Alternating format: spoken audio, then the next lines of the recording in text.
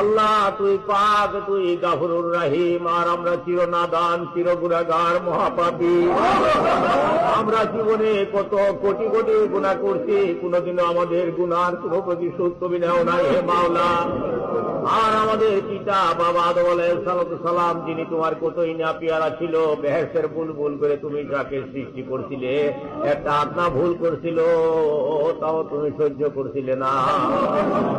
পরনের বসন গাইরা নিছিলে, বিবিধ থেকে জুদা করছিলে, দুইজনকে দুই দেশে ফেলে দিয়ে 340 বছর পর্যন্ত অধর নয়নে কান্দাইছিলে।